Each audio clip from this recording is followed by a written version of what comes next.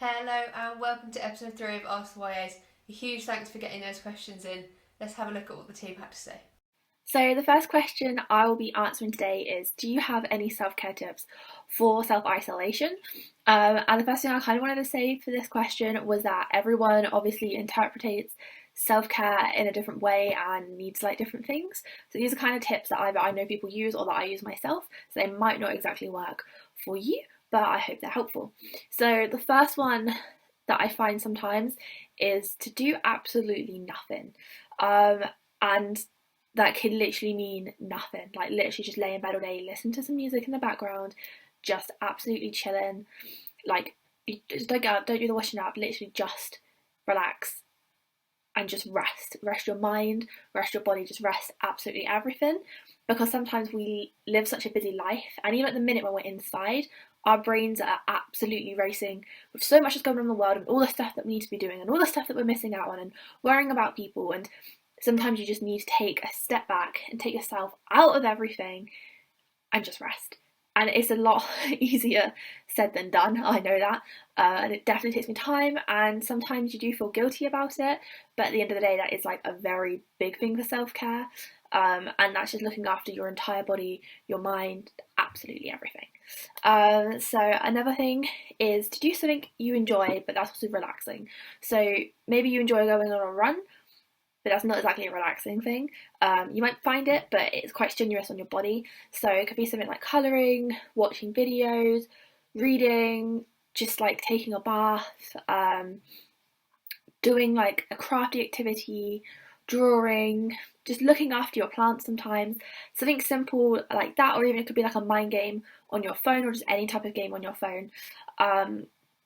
Anything like that you enjoy but you find relaxing and is relaxing for both your mind and your body are really good. And also, while we're talking about that, like I said about taking a bath, is to treat your body. So sometimes we focus a lot on treating like our mind and relaxing our mind, that we don't think about actually treating our body. So maybe taking a bath, a shower, take a little bit longer. Literally just let like the water run, let it all soak. Maybe do like a face mask. Just like do some body lotion, literally anything, but treat your body. So maybe you use a slightly more expensive body wash or something like that. So you add a bath bomb or some extra bubbles into your bath, for example. Something like that to treat your body is an excellent way of self-care. And sometimes it's something missed because a lot of people focus directly on like mental well-being, but our physical is still a big part of that as well. And also embrace the outdoors is a big one. And I found different ways of doing this. So I found going outside very stressful at the minute, just obviously with everything going on, and it does make like anxiety spike going outside. I really struggle with it. So just a simple way is just opening my curtains in the morning, letting just like the sunlight, or there's not really much today, the daylight we'll call it because it's Britain, the daylight come in. And then also when it's not freezing cold, I like to open the window and just let like the outdoors come in. So let all the air in, and it can change your mood quite a lot. And it's really good for you, especially seeing as a lot of us are cooped up indoors. And even just opening up a window is again something you can do in a flat, so you don't have to go out for a walk, you don't have to have a garden, you're just letting that indoors come into you, and just like sit in front of that window or stand in front of that window or that door. You don't even have to go outside, just open the door even, and just embrace it, and just because it's a natural thing and it's a big part of nature. So my first question is, do you have any advice on how to start a new language? I want to challenge myself whilst I'm stuck in lockdown. So my advice is pick one that you actually want to learn. You aren't going to have the motivation to keep going and learning vocab and grammar and practicing it and maybe trying to reach out and do speaking activities with natives unless you really want to learn that language. If you perhaps don't have a language in mind, you could also consider looking at examples of sign language and Morse code, which are also really, really useful skills to know and are actually their own language and have their own grammar as well, which is really, really interesting. Or if you want to be a nerd like me, you can go and learn a language that is linked to a historical period such as hieroglyphs or Latin or ancient Greek, or even delve into the realm of fantasy and look at languages such as Elvish and Dwarvish from Lord of the Rings, which is actually really closely tied in with Anglo-Saxon runes, so it is actually based in history as well. In terms of learning a basic foreign language, I would definitely suggest looking at vocab websites such as Memrise, Quizlet, and also maybe having a little look at some specific language apps such as Duolingo and Babbel as well. And if you want to branch out and have a little bit of money to spend, then I definitely recommend Rosetta Stone. It is a little bit more expensive. I don't think they do it for free, unlike Duolingo on the app. However, they have got some really, really good courses on there, and I definitely recommend it if you want to practice your pronunciation. If you don't want to, or you can't download any apps onto any devices and you simply just have access to the internet, then I do recommend FutureLearn for online courses. This is actually how I started learning Italian.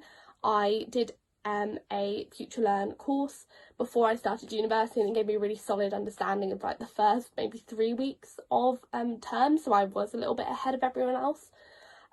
Also just typing in the grammar, so like the language, and you like how many tenses does Italian have, and it will come up with like it has 21 tenses and then tell you how to form those tenses. So that's a really good way of learning the actual more systematic side of things.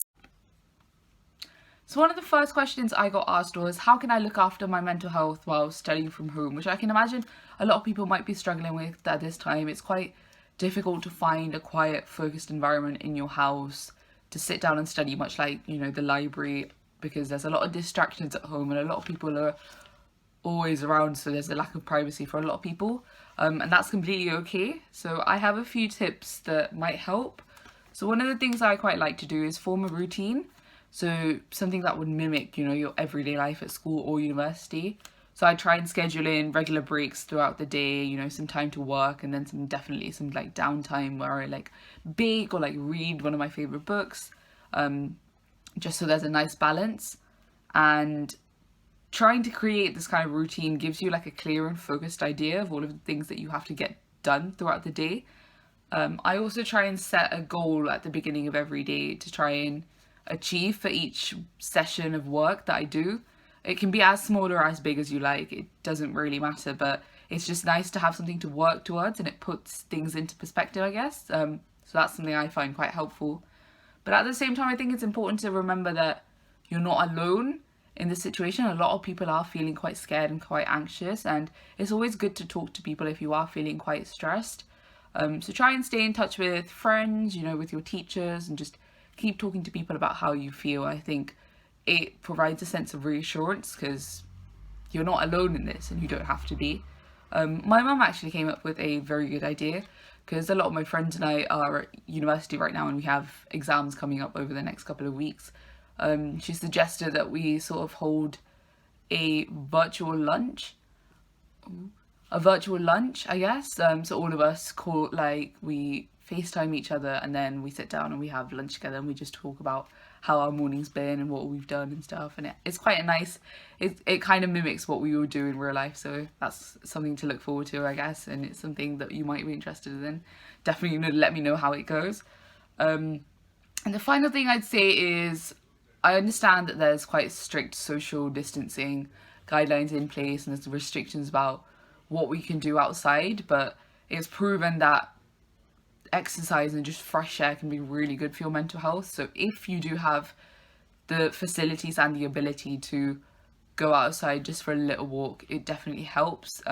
It can help you relax and just de-stress. So if you are feeling quite anxious, I think taking a walk might help. But at the same time, if you can't, and if you have access to a garden or a balcony, just standing outside just for 5 minutes for some fresh air would definitely help. But yeah. Hi, so I've had 3 questions asked to me today. So the first one is, how do you cope with anxiety over uncertainty about lockdown? So I'm going to reiterate what I said last week about routine. I think routine is really important. And my second piece of advice for that is, our Prime Minister can be a bit wishy-washy at the moment with the uncertainty, and it's left a lot of people feeling really uncomfortable with not knowing where the lines are. So if you're going to be checking up on news, it's better to go to official government websites or news reports that are going to state what you can and cannot do in clear, strict advice. So you have it line for line and you know that that's what you can and can't do, and there's no uncertainty about the blur of the lines. The second question is how to find new music during lockdown. So for those of you that don't know, I'm doing a YA Song of the Day, Young Ambassador Song of the Day. I have a link to my Spotify playlist on my Instagram account, which is NO5YA_Fen, F-E-N. So I put out a new song every day of varying genres from varying time periods. And if you don't have Instagram or you don't want to follow me, that's fine. I'd say you can look on Spotify. That's probably the best place to find music, because you can put in any song and listen to similar songs on the radio for that part of the music. Also, YouTube is a good resource to just keep clicking and find yourself in a YouTube hole. But you can also look at what was in the charts for certain years, lineups to festivals that you like, because it will give you similar. So the next question I have is, how are you staying organised during lockdown? I've struggled to stay on top of things. So I think first of all, I haven't all the time is the bigger thing to be honest about. There are times that I've really struggled. This week I have had to get really organised because I've been told I'm going back to work next week. So there have been things that I was kind of putting off, or they weren't top priority on my list, that now suddenly I have like a week to do everything. I'm kind of like, okay, we need to get this done, we need to get this done, we need to get this done. So it is kind of knowing what your priorities are, but how do you know what they are? So at the beginning of lockdown, I created a master list in my bullet journal, and then I put those into subcategories of things I wanted to do. This list did also include Netflix shows and Disney Plus shows that I really wanted to watch, because to me that was something that was important that I really, really wanted to do, because I don't have the time normally to do that. But it included a lot of things like household things and work things that I still need to do, and all the work I've been doing on number 5 obviously. All of that is on like a master list, and then I can look and be like, okay, that's a priority, that's a priority, that's a priority. And then I either set it out for the week. If I know I had a lot to do, I would set it out during the week in my bullet journal, but I also can do this in the notes in my phone sometimes. Like I'll do it on the Sunday and then I write it out the next day, but you can still leave it in like the notes on your phones, or even just like this, I've kind of divided stuff up on the notepad. I don't know if you can see, during days, and I've crossed off what I've done, so I knew they were my priorities, and then the other things I haven't done them all, or I move them about on different days is really useful. But just knowing what the things you need to get done and trying to do those first are quite important. And also I'm very organised normally, so this comes quite easy to me, but I know some people do struggle with this.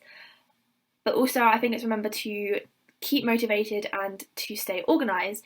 It is important to also make sure you're giving yourself the downtime. So today I got up quite early, and then I watched a bit of a show that I wanted to watch, and then like, I got dressed and I got ready for the day, and then before I started filming all this, I let myself play like 20 minutes of Animal Crossing just to give me a bit of energy and to do something that I really enjoyed, and then I can literally be all hyped up and be really excited about what I'm doing because I've done something fun, and now I get to do this, and then I can do something fun afterwards. Because I think especially when we're stuck in the same environment, it's very easy to get stuck in a rut and then not wanting to do stuff and not wanting to organise. But yeah, so I think the biggest thing is to have a list of everything that you need to do and then take off of it. But also don't beat yourself up if you don't get it done. Like if there's a deadline, make that your priority, and then maybe there's something else you wanted to start but you didn't get around to starting it, like today or this week even. Don't worry, like that's fine, and just make it your priority the next time, like the next day or the next week or the next time you sit down to do that. I think that's another important thing to remember, that you don't have to stick to it, because if not you're going to stress yourself out and then you'll procrastinate doing the stuff because you don't want to do it. Yeah, I hope that helps. So the second thing I got asked was, how do I keep my self-esteem up whilst all the things that I normally enjoy doing have been put on pause? And I can imagine for a lot of people there have been a lot of events that have been cancelled, you know, concerts, birthdays, weddings, just a lot of internships have been cancelled, a lot of work opportunities have been cancelled, and it's just very easy to feel slightly disheartened and just a bit sad in general, because you might have lost like a perspective about where the next few months were heading, and that can be something that can be very anxious and just uncertain in general. So one of the things I like to do is think about one thing that I'm hopeful for currently, and then one thing I'm hopeful for in the future.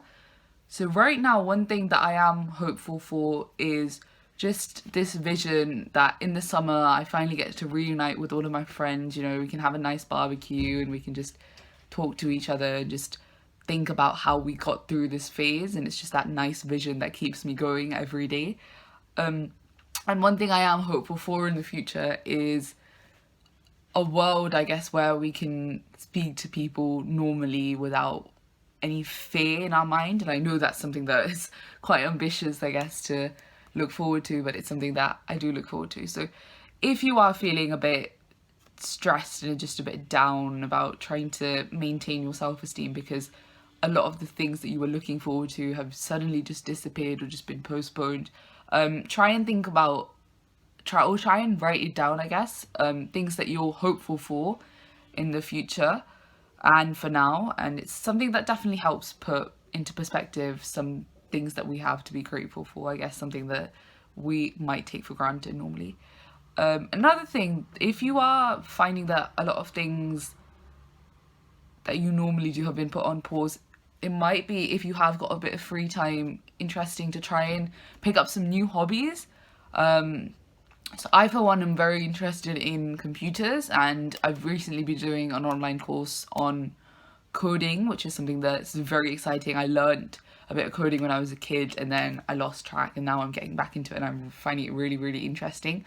And there's loads of online courses and just podcasts and stuff that I can definitely recommend for people if you are interested. But if there's a certain hobby that you've been looking into picking up and then you've never had the time to do so, now might be the time if you have got a bit of downtime and free time on your hands. But yeah.